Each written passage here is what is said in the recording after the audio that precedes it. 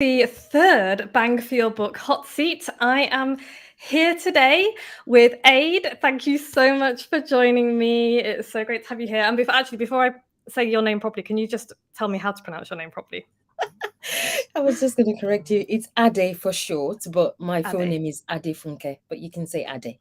Adefunke. Thank you. Thank you, Ade. Ade is here today to talk about the book that she wants to write, and I am so happy to have you here. Thank you so much for joining us. So, could you tell me a little bit about the book that you want to write and what question that you have for me today? Okay, so well, first of all, just to say that I'm a social worker and I am an independent social worker and I work in fostering and adoption. And so the book idea is around diversifying those services basically. But at this point in time, I am thinking life is pretty busy. I have a lot going on in terms of the business is relatively new and all of that kind of stuff.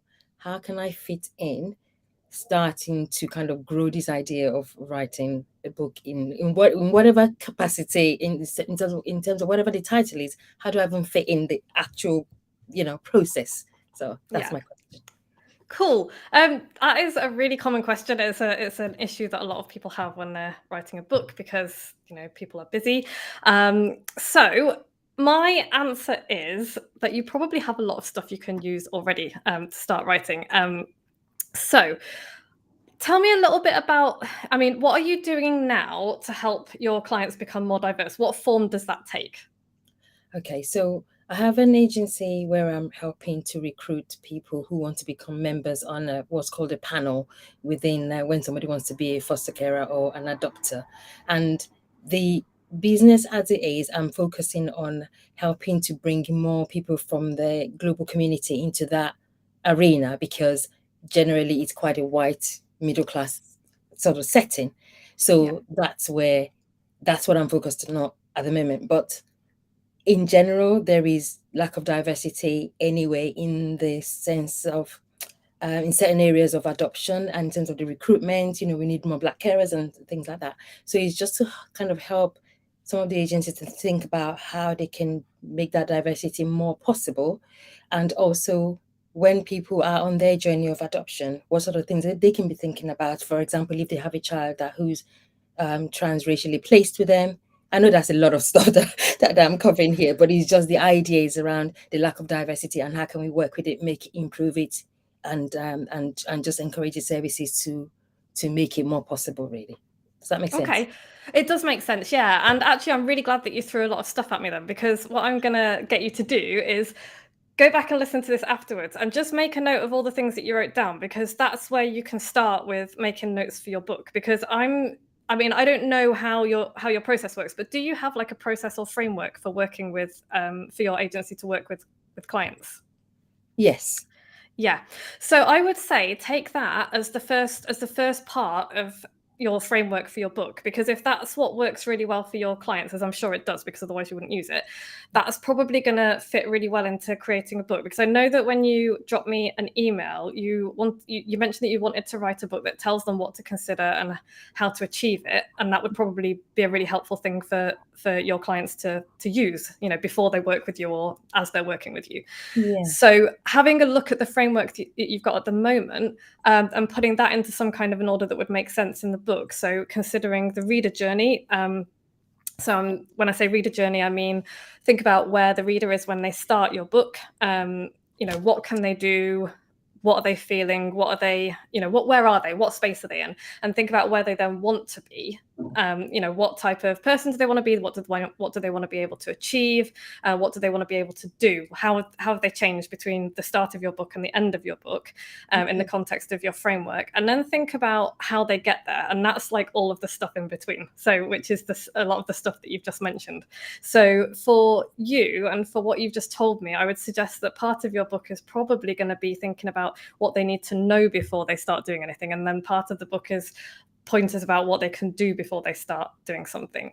And Yes. also, I would say think about your journey as the writer as well, because obviously the book, you're writing the book for other people to help them, so you need to think about like where they're going and how what they're going to take from the book and what they're going to get from the book, but also what you want to get from the book as well. So how do you want the book to be useful for you and your business, and think about what you actually want them to do at the end of it. So yes, of course, you want to transform people in such a way that they are going to be able to achieve the goals that you want them to achieve and that they want to achieve. But also, how is the book going to help you to build your business and grow your business and reach more people and do more of what you want to do in the world? Does that make sense? Yes. That does Cool. make sense.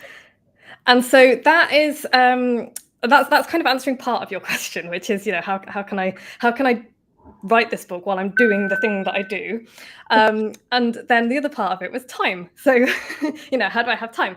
Actually, you've probably got a lot of material, right? You've got a lot of stuff that you've written. You've got a lot of things that you've done. I bet you've got recorded conversations and just like, experiences and case studies and that kind of thing. All of that is stuff that you can repurpose. I say stuff, material that you can repurpose for your book. I'm a big fan of recycling, upcycling, reusing. There is no point in reinventing the wheel. You've got all of this information. You've got stories, gather stories, and just start every time you work with a client or answer a question of theirs, save that information into your useful things for the book file.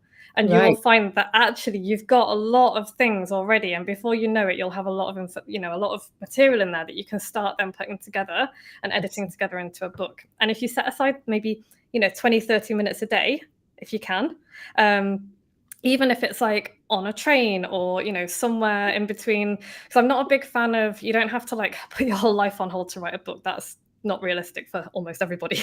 But if you can find like a few minutes every day or every couple of days and just make it into a habit, then you will make so much progress on your book without having to give up loads of stuff, without having to cram loads of things in. Does that make sense? That makes sense, because that's exactly what I was thinking. Like, because I hear people say things like, well, I lived on Mars bars for 3 months or whatever, and I, that kind of thing, and I'm like, oh my gosh, like I haven't got 3 months to put my life on hold. I've got kids and family, husband, all that, like business to run. I can't do that. Yeah. That was why I was asking a question, because it's all great if you can afford to put it all to one side and do it, but my life doesn't look like that.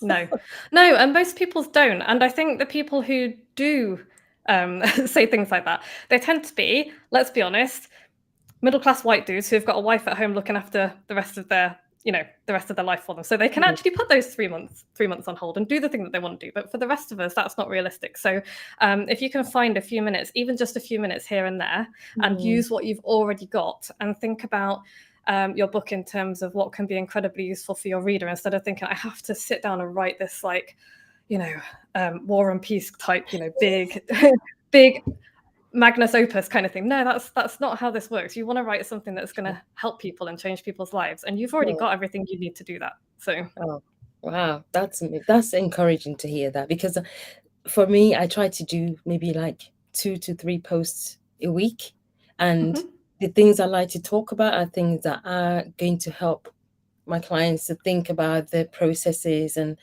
questions that perhaps things they haven't asked. Or also sometimes I will write about questions that other people have asked me. So then I might write about it and say, okay, I was asked this, actually, this was the response they gave, but I challenged them on this or whatever, So perhaps from what you're describing, it sounds as if I could perhaps use some of those things that I'm already talking about and start to kind of put them into some sort of written format.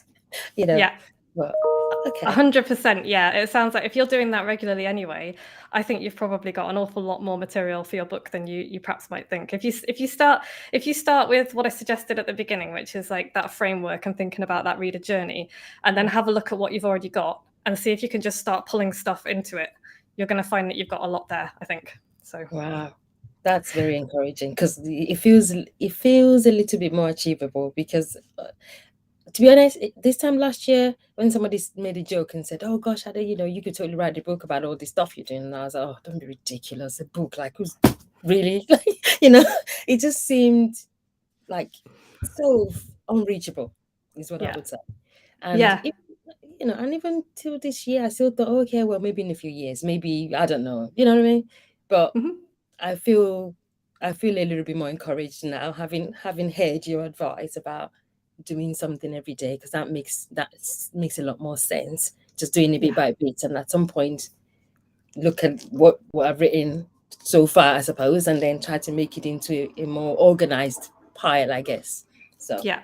okay. Yeah, Okay. 100%. And like, please don't leave it a few more years, because it sounds like a book that's really important. And it's that this is not the first conversation I've had about the adoption and fostering system. And I've learned a few things over the last few weeks. And I'm just like, this is a book that the world needs. So don't leave it. Write the book. Write the book, please. All right.